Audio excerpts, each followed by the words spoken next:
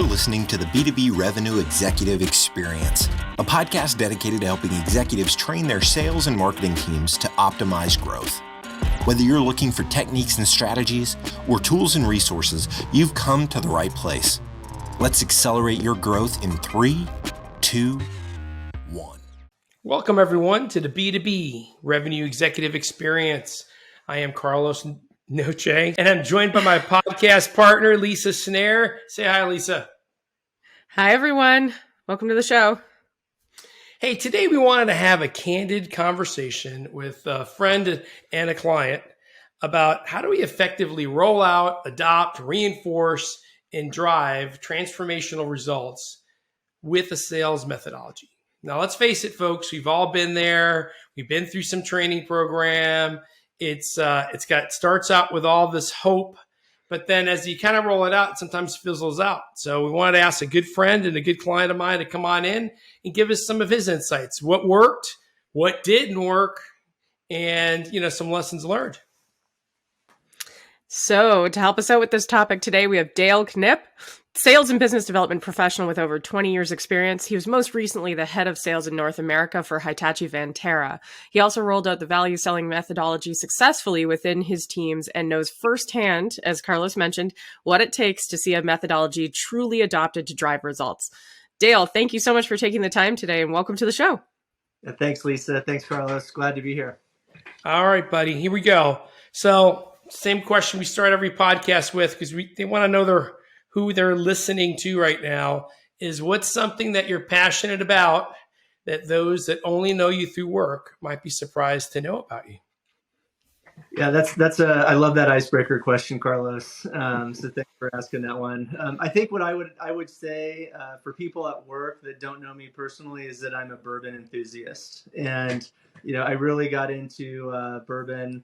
I did a bourbon trail trip in 2019 for a friend's 40th birthday. Just love learning about the process, how the flavor profiles are developed, and what makes it good and bad, based on your palate. And after that, I became a bourbon steward, and so I took a course and took a test, and I've got a lapel pin to prove it that I'm an official bourbon steward. So I would say what my work colleagues may not know about me is that I have a pretty good bourbon collection at home. I can vouch for it. It was pretty good, at least what I remember. Folks, Dale and I first met while we were rolling out value selling at Comcast. And Dale, I think it'd be great for the listeners. Tell us a little bit about your story, right? How'd you get to this great point of success in your career? Yeah, so the first half of my career, I was all in services on the delivery side, managing large programs, mostly in IT consulting and primarily in comms and tech. And then, I had an opportunity to move into account management and, kind of be a player coach, manage a project. We had one project at this one account, and then become the account manager and try to grow the business. And so that's where I entered into the sales world. And so just had a great opportunity to do that. I had a boss that trusted me and, let me put together a plan and then go execute it with, obviously his full support. But we grew it from less than $1 million to over $50 million in 5 years. So it was a great run. And then, I moved into a software company, had a good experience there, managing some large, renewals and large accounts. And then, had an opportunity to, work at Comcast and sell, some of their SaaS platforms to other cable companies, which was just a remarkable experience. And then, lastly at Vantara, and through that experience, just have had a lot of fortune and just been super blessed to lead teams, design sales strategies, get smarter, make a lot of mistakes along the way, and get me to be on this podcast here. So I hope this isn't my career climax right now, but if it is, I'll be grateful for it. Well, and hopefully one of those mistakes you made along the way was not choosing value selling. So given the fact that you have implemented it multiple times, I guess starting from the beginning, why did you choose value selling? Yeah, for me, it was easy. And before I joined Hitachi, I actually called Carlos, and I was getting some coaching from him on here's what I think the situation is.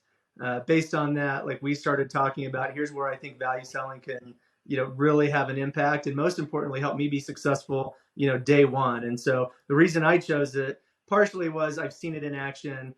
I think it's, a great methodology, and I think it works.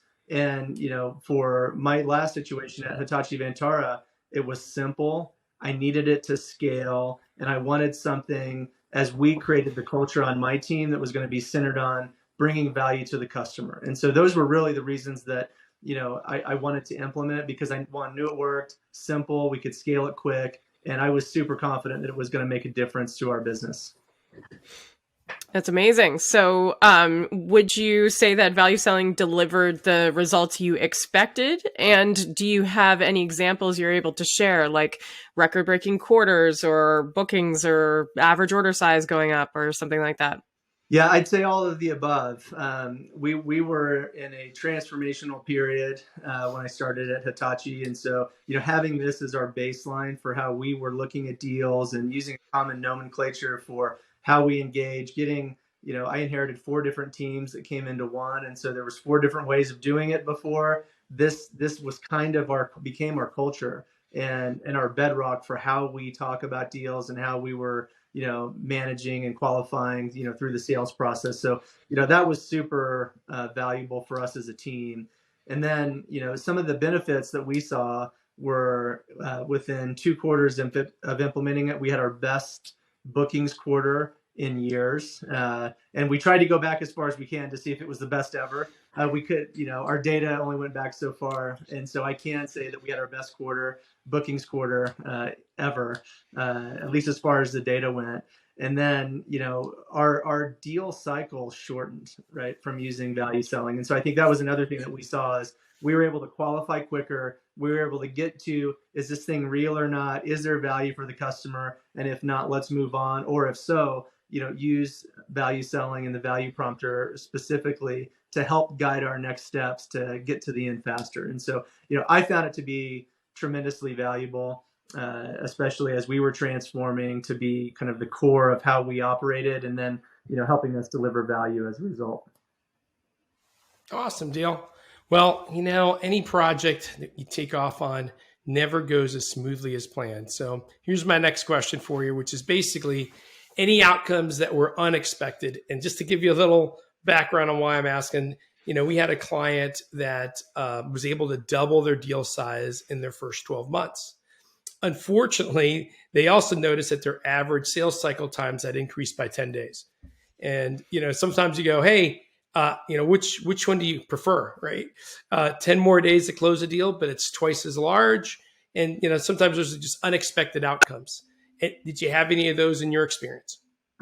We actually did. When you go into, something like value selling and you implement it, like you said at the beginning of the podcast, super hopeful, high expectations. Everyone has aspirations to climb the mountain. Well, we implemented this in April of 21. And we had, just to talk round numbers, a $500 million plus pipeline. In July, our pipeline was less than $150 million. And it was emotionally tormenting for me. One of my low points of my career, like, how are we going to do this as a team? But it was unexpected, right? I was expecting, like, hey, we're going to grow. We're going to get a great pipeline. We're going to, drive it further. But the unexpected nature of dropping the pipeline was a shock. But at the same time, it's exactly what should have happened. We didn't have a process model before. We weren't qualifying deals in a standard way across the business, at least the group I was managing. And so when we implemented this, it helped us think through, are these deals real or not? We started to use the value prompter as our filter. We started to ask very specific questions about, hey, do we know the business problem?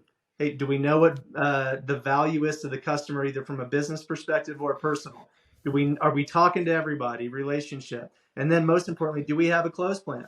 And not a close plan for the deal, but a mutual plan to get to value for the customer. And so we started asking these questions, and sure enough, we started to uncover a lot of holes in deals. Hey, a lot of deals that were, happy years, and people thought the customer was, excited about it and it was real, but it really wasn't.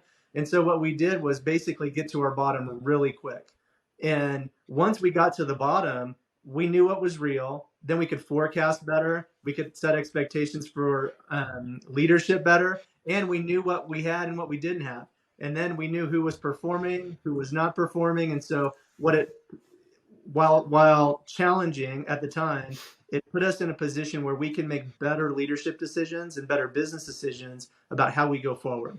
And so that was start of Q2 for us. And then in Q3, that's when we had our best quarter ever, because from that point, we started to look at deals through the value selling lens, started to qualify better, and started to get to value to the customer more quickly. And it helped us, rebuild our pipeline. And then, from that next quarter, close more deals quicker. So scary time, super unexpected. But, I look back on it and, I'm glad that happened, because we wouldn't probably have made some of the decisions we made in Q2 to help us, see success in Q3 and beyond. And that's always what we coach people on, Carlos, is like, once you start to implement this and be really strict about the definitions of business issue and value and plan and all the things that are part of our opportunity assessment tool, if you're strict about it, that scary moment happens and everybody freaks out a little bit. But exactly to your point, Dale, of what you saw is that then you know what's real. And it's not like everything is eliminated from the pipeline. It's just set into the proper stage. And you run the gap analysis and you understand, what do I need to go back and figure out in order for this to be properly assigned to the stage it should be.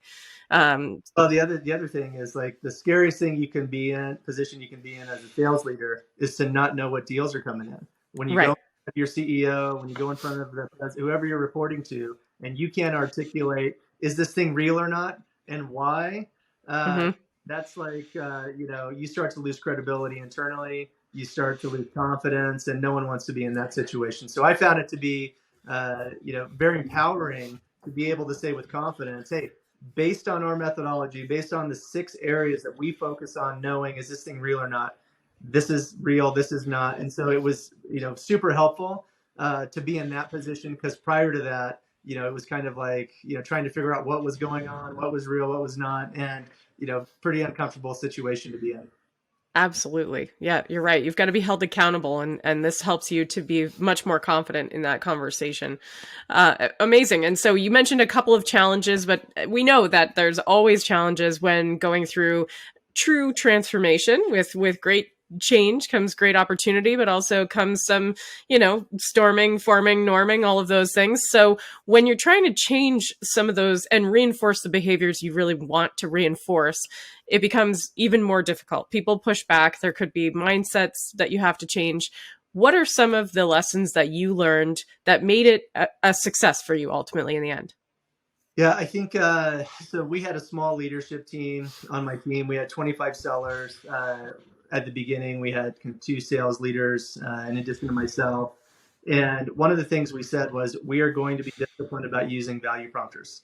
Like, every deal review, we wanted to incorporate it, we called it our top 5 that we would have our sellers send every other week. And it was, kind of a summary of the deal and then a value prompter, just 2 slides, tried to keep it lightweight. And so we tried to incorporate it as much as we could into our daily processes. We put it into our CRM, and then we tried to do a lot of positive reinforcement. And so, if someone was doing a really good job, or they especially if they qualified out a deal, I would want them to present it to the team, right? Because, our mantra was 1% better every day, and then time is your most valuable resource. And so if we could show that, hey, look, he spent 6 months on this POC, whatever it is, and then we did the value prompter and leveraged value selling. And you know what? We disqualified it, because we're able to ask better questions, get in front of the customer, and be much more targeted about, are we taking this forward or not? And so we saved him time. And so I loved showing those examples. So on my team meeting every Monday, we would try to have some kind of value selling story. And it could be a disqualification. It could be how we got there faster. Carlos was a great partner for us, because he would come on and do some refreshers. And then another thing and I think this is a great best practice, is peer reviews.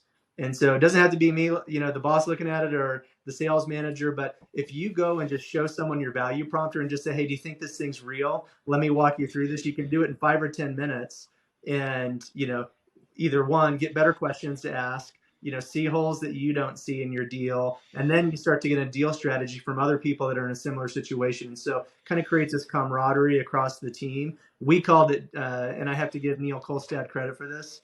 We called it our deal nutrition meeting. And so every Thursday afternoon, he had an open forum, and anyone that wants to come on and get some deal nutrition, they could come and get that from him and the team. So those are some of the things that we did that I thought were helpful.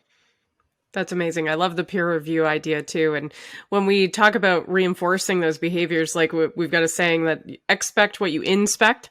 So if you're not inspecting it regularly for those value prompters and adding that layer of peer review and deal nutrition, which I love, I'm going to steal that. Deal vitamin packs. Were you also, I'm just curious, were you also tying some of those requirements to your sales stages? Like if you want to move something from this stage to this stage, was exit criteria based on some of the value selling deliverables? We didn't get to that point, unfortunately. We got it in the CRM, so that was a big plus. And one of the things you asked about some of the challenges, some of the people thought, hey, you're making me create these slides, and that's a lot of overhead. Can I just use the CRM? And so, like, depending on the person, we're like, hey, as long as you're using the model as you go through a deal, whether you're pulling it putting it in the CRM and just using that so that you don't have to do it more than once, great. But if executives need something different, just know that we may have to, present it in a different way. So there may be some overhead, but we tried to keep the overhead as light as possible. And again, I think that's one of the things about value selling that I like is that it is so simple. I always say it's one slide and you can qualify your deal and know if it's real in 5 minutes or less. So, yeah, I was and still am the typical lazy sales rep. So if I'm going to create something just for my manager and not see any value out of it, it's going to fizzle out. I'm going to find a way out of it sooner or later. And I assume that some of our reps are just like that. So one of the things I try to tell them is, as you ask your questions to better qualify and do proper discovery of the deal, and you document, take some notes some way, somehow, review those and create your mutual success plans back to your customer, your prospect first. Then all you got to do is copy and paste it back to your CRM. And if you don't have time, hey, ask for forgiveness and show your mutual success plan, because you're less likely to lie to your customers and more likely to make something up for your managers. So it just is a little trade-off for folks as a lesson learned along the way from a lazy salesperson that somehow, some way found some success. Hey, Dale, I got just thinking about lessons learned. Here's something I've seen along the way, and I love your perspective. Whether it's a SaaS company, a services company, the reality is everybody's trying to become more efficient with the people that they have and scale the business. And one of the things I've learned is that means that it's not just a selling terminology, or it's not just a sales program. You really need this to be cross-functional across the team to truly have alignment. So, and what I mean by that is, hey, if you think about marketing, setting up their messaging and some of the content that they create, pre-sales and how they present and what they present, after sales, what about services and customer success? It's hard to go back to a customer 12 months later telling them, hey, look at the great results we had, where no one ever documented how much time and effort it was taking them before they even purchased from us. So from your perspective, how did that work for you guys? Were you able to get more people involved, or what's your lesson learned in that area? Yeah, so my lesson learned is that that is so important, right? Having all of the teams that are involved in go-to-market, pre-sales, marketing, product, even delivery, right? Those people that are working with customers and a part of the sales cycle at one point or another should all be involved in value selling. It helps to get everyone clearer on, is the deal real or not? It helps everyone, not just the salespeople, but the entire organization, ask better questions about the deal and challenge each other respectfully. And so I think that it is critical that if you're going to implement value selling or anything else, that you get all of those teams involved, aligned, and on board, that this is how we're going to operate in the market. It just makes for less friction across the organization. And in my opinion, I think you're going to get a lot more value, in a much more accelerated basis if you get the whole organization moving in the same direction. Now, what I'll say is, I don't know that we did a very good job of that. When we implemented it, we had some of our go-to-market leaders pretty involved, but not all of them. We invited marketing, but we didn't invite them to be a part of the planning process. Pre-sales was invited, but did they all show up and were they bought in? Probably not, right? And so it showed up after the fact, right? And what I noticed is, as we were going through deal cycles, depending on the organization, those verticals that were involved in it, they got it right, and they were aligned and helpful. The verticals that didn't, there was a clear gap in how we were talking about the deal and how maybe they were thinking about it and trying to qualify it. And so it definitely created some gaps in terms of how we operationalized it, because we didn't have all of the teams included up front. And if you think about it, I've been spending a lot of time thinking about, there's a ton of models out there, but I think of BDO Digital has this D3 methodology that talks about customer journeys, and it talks about how are you segmenting customers and where are you doing it and what's your campaign and how are you lining that up, developing content like a challenger model. What is the content that you're going to hook them with, and what makes you different? What are those insights you bring? And then value selling, how does that then, you drive it forward? And so, as you think about any of those models, and then there's, again, a ton more, you should have all of those teams involved. And so one of my biggest lessons learned over the last 18 months was it's not just about the sales team, it's about the ecosystem that you need to be successful in the marketplace. And getting buy-in and alignment from all of those organizations is a critical requirement. And so that's, I wish I would have known that up front and spent more time getting that alignment. But, still, we were still successful, and I'm a true believer in value selling nonetheless. So now it'll just be better the next time I do it. And you can't be too hard on yourself. It's hard to get other functional groups that don't report to you to want to roll up your sleeves and get involved. The only statement I make for folks out there listening in, if you're a sales leader, CEO, CRO, head of marketing, hey, the more you can get these other functions to understand what you need to be successful and what you're willing to provide for others to be successful, I think it creates a much better culture in an organization. So I want pre-sales to be beating up sales reps on, hey, we need this type of information to have better presentations that win. I want customer success teams to be beating up sales and going, hey, congratulations on the wins. Here's the data I need to now take it over and provide the level of service you want. I want marketing going, hey, I'd love to turn that into a story. What happened? Right? Why did we win? Why did they pick us? And yeah. Go ahead, Dale. Sorry, Carlos. Yeah, just two things that you said. One is, you can't be in every deal as a leader, right? And when you've got the organization in every deal and they're asking the right questions, man, like your win rate's going to go up. You're just going to have better insights, and everyone's challenging each other to get the deal done faster and in a more qualified way. It's just, there's tons of value in that. The other thing is value. And again, why value selling, I think, is so differentiating is because that's the whole focus. And then to your point, when you hand it over to a customer success organization after the deal closes, they should know, here was the business value that we built this business case on. Here was the personal value and why it's important to this customer or this set of customers. And then, man, the CS organization should be taking that and building their next year or two, however long the service cycle is until the renewal, and improving upon that, right? So that your renewals come, with a lot less friction and a lot easier, and hopefully more upside. So Dale, any other stories based on your experience you could share with us? I sometimes feel like people's eyes, they understand better when we talk about real stories. And it's funny, it's not the stories like, yeah, I did it, we won, we were awesome. It's the stories where things go sideways.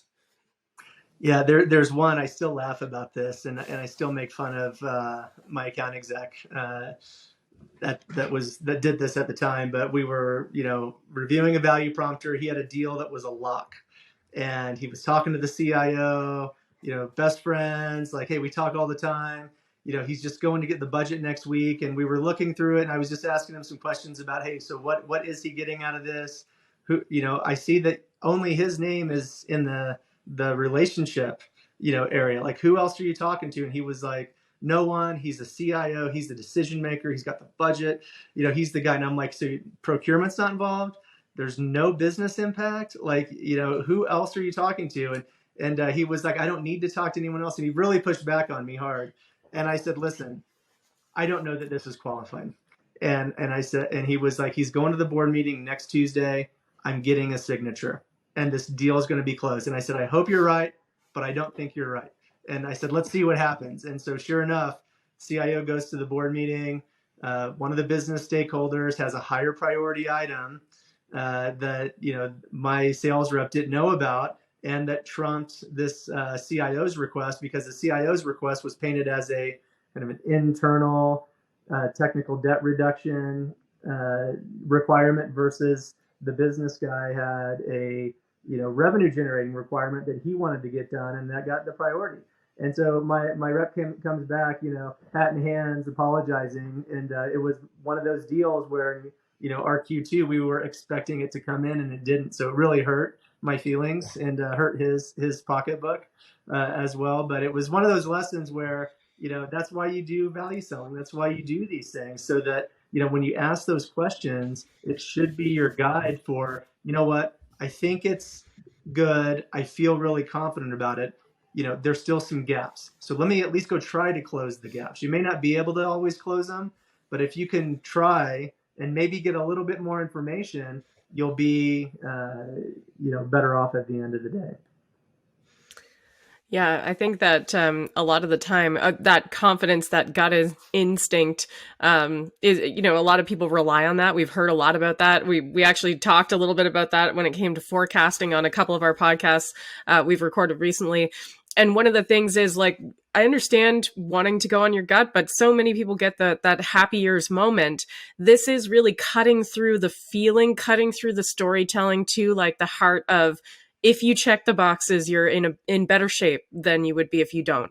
And I always talk about it in terms of the gap analysis. Like, it's okay to not know, just go find out, right? In those deal reviews, it's okay to say, I don't know. It's actually, that makes me much more confident in you as a sales rep if you tell me you don't know, and that you're going to craft a compelling question that's going to get you the answer so that you can fill in that box to get that next step closer to that qualified opportunity, right? Yeah, the clarity of next steps is all about, I don't know this, and this is what I need to go get. You're not going to go validate. Maybe you will validate if you have an opportunity what you know, but it's more important to go get what you don't know. And you talked about change earlier, Carlos. Like, this is one of those situations where I'm like, do I really press him and say, go do this, right? And be a little bit of a dictator. I don't like to do that. And so sometimes you got to let them fall out of the nest and see if they play or not. And then they have to learn the hard way sometimes. Yeah, I bet that rep adopted it the next time. We talked about it every single deal thereafter. Yeah, it's that's a hard lesson learned, but it'll be one that sticks. So you talked about that story is a great story around, like a kind of the pushback. Now, what are some examples of ways, Dale, that you actually rewarded the best practices? Like when people were going that extra step and really adopting, were there some ways in particular that you rewarded those behaviors? Yeah, I think the one thing that we really tried to do was give people lots of credit. And when good things were happening, we tried to, highlight them on our team call. I would, write an email and say, hey, send it to, senior leadership and say, this person did A, B, and C, great job. Like, they were rewarded, financially, just from our comp plans and whatnot. But, we tried to give some spot awards, a lot of recognition, a lot of credit, and tried to give them an opportunity to showcase their skills. And so every chance that if someone was open to it and willing to do it, I would love to have them walk through their deals, walk through their value prompter. Here's what I did. Here's why I'm a pro. and just kind of help educate and elevate the team. And so I think that was something that was valuable to them. Of course, they would have taken more money. If we would. Of course. Let me hit you over the head with this check.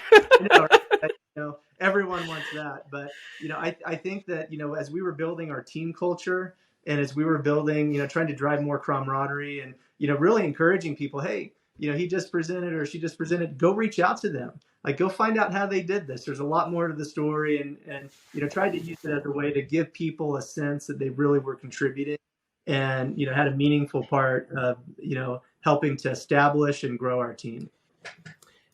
Dale, let me give you a compliment. I think you guys created a really nice, encouraging sales culture. An example of that is, the Deal Nutrition, which we all laugh at, but just the way it's phrased, it's like, hey, this is here to help me, versus let me kick you in the teeth tomorrow morning if you don't have all the answers, because that's how it feels for some folks. And this might sound a little generational, I guess. Hey, look, the older generation getting kicked in the teeth was just a Tuesday. I think in the younger generations, not that they can't take it, I just think they go, hey, look, that's not necessary. It does not motivate me to get kicked in the teeth. So it's, I think it's a nice way you guys set it up, and you guys sent a really encouraging culture. All right, kind of wrapping this up a little bit. And this biggest mistake question does not have to be value selling, by the way. I hope not. But it's always kind of, I think I just made a post of this past week on LinkedIn as well. And it's like our, failure leads to success. In other words, some of our biggest mistakes and missteps are sometimes our biggest lessons learned that ultimately get us to success. Do you have any of those, Dale, that you'd love to share with us that we can learn from your own experience? Yeah, I mean, there's plenty to talk about. So there's no shortage of topics there. But, I think, one of the things I would say is be humble. And, you have some success, you do some things right. A lot of the times it's right time, right place. And I was lucky, but, you think it's all you, right? One of the things that I've recently started to do that has really opened my eyes is, and I wish I would have done this earlier. So this is a mistake. I don't know if I call it a mistake, but I didn't know what I didn't know maybe. But I wish I would have followed some of the sales gurus that are out there. And I read books and I try to, get smarter. And certainly the people you're working with, you try to learn from. But there is such an ocean of fantastic, smarter than me, sold bigger deals than me, have things that I can learn of out there on LinkedIn. And one of the things I've started to do is just anyone that puts anything remotely interesting out there, I follow. And then what I've noticed is, and I'll call out Jen Allen. She was at Challenger most recently, and on to new things. But she's someone I discovered, and I'm like, oh my God, this lady is like a badass. Like she has so much information, so much insight. And so I got sucked into her podcast, and then just started following her on LinkedIn. And then I'm like, oh, she follows this person, and I'm like, what are they writing about? And so I've started to just expand my network, at least in terms of who I'm following on LinkedIn, focus on sales and customer success and go-to-market strategies, sales strategies. And I have found that I've learned probably more in the last 6 months than I have in the last 6 years, just by trying to follow people that I think are smart and that, can teach us all something. And so I wish I would have done that 10 years ago. Just didn't know. And if I had, I don't know where I'd be, today. But that's one thing I wish, if I'm my younger version of me, I would say do more of this to continue to invest in your learning, invest in your growth, and, expanding your network, because it's nothing but positivity. It's extremely good advice, Dale. Now we need to change direction a little bit, because we ask every guest at the end of our show the same 2 questions. And the first being, you were a revenue executive yourself for a number of years and still are probably a target for prospecting yourself. So we always ask, if you receive a message, a call, an email, a voicemail from someone who does not have a referral or any kind of connection to you, so purely cold outreach, What about that message would earn your attention and might even get you to respond? I think that there's three things that, I will, get bombarded like everyone else. If it's super creative, if it makes me laugh, and, if it's, what was the third one I was going to say? If it's super creative, I've responded. If it makes me laugh, or if it's really bad, because I've actually Great. And I'll reply back to these people, even if I'm not their customer, but I'm like, hey, that's pretty good, and I'll like share it with my team or share it with someone that I know could get some value out of it. Or I'll try to connect them with someone. I'm not your person, go follow up with this person. I'll make a connection if it's, meaningful. But then if it's bad, I've actually done this before where I've met someone in person and I sat her down and we talked, and I'm like, hey, listen, you reached out to me, here's what I saw. And I asked her before, I'm like, hey, I'm willing to have a coffee with you and, give you some, feedback if you're open to it. Right. So bought her coffee, we sat down and I said, hey, did you know me? You didn't say anything about me. It was all about you. Like, hey, if you want to engage people, like, here's how you should think about, doing that, because you'll get more feedback, right? Positive feedback, and it'll be more relevant to them. Even if you don't close a deal or whatever, you'll be able to build that network, right? And because you're always focused on helping people. And so if it's really bad, like, I'll, reach out and say, hey, man, you got a few minutes to talk. Wait for the deluge of bad messages now, Dale, after this episode. I told him he's way too nice. I think I just delete 99% of them. It's got to be really bad. It's got to be really All right. Here's our closer. We call it Acceleration Insights. What might be that one little piece of advice you would want to share with our listeners that are like yourself, that might help them in achieving their own goals and targets? I think it's a little aligned to the follow as many people as you can, but learn as much as you can, right? There's things are always changing. It sounds maybe a little weird, but get a technical certification if you're in a certain spot. Like I got an AWS business certificate. I got an Azure fundamentals certificate. And I'm never going to be, running cloud operations for anyone, but just that you challenge yourself to learn in the space that you're working in, not just in your product, because obviously you have to be a product or service expert, but broadly, so that context is helpful. I think that's one. And then, I think that this is just not just a sales, or marketing or account management thing. It's just a human thing, but help everyone you can along the way. And, don't expect anything in return. We're all privileged in the roles we have, the networks and people that we touch, and, the impact that we can have. And, if you just do your best to be helpful, I think that's probably the most meaningful thing you can do. Perfect. So, Dale, if a listener was involved or interested in involving you in a speaking event, or even just speaking to you more about the topics we covered today, what's your preferred method of communication? So they can reach out on email or my phone. Do you want me to give that now, or you're gonna put it in? You may want to go with LinkedIn. LinkedIn also, that's a good one too. And if you reach out, I'll tell you my mountain lion story that is always a my story. Oh, good. Okay, there's a little hook for you, folks. Ask about the mountain lion story. Perfect, amazing, Dale. I cannot thank you enough for taking the time to be on the show today. We understand how valuable it is, and thank you for giving us that time. Thank you, appreciate it. All right, everyone, that's it for today's episode. Please check us out at www.b2brevexec.com. Share the episode with friends, family, coworkers, kids, dogs, cats. Get them off screens for a little while. And if you like what you hear, please do us a favor and throw us a 5-star review on iTunes. I'm Lisa Schneer. I'm joined by my partner in crime, Carlos Noche. And until next time, we wish you nothing but the greatest success. You've been listening to the B2B Revenue Executive Experience. To ensure that you never miss an episode, subscribe to the show in iTunes or your favorite podcast player. Thank you so much for listening. Until next time.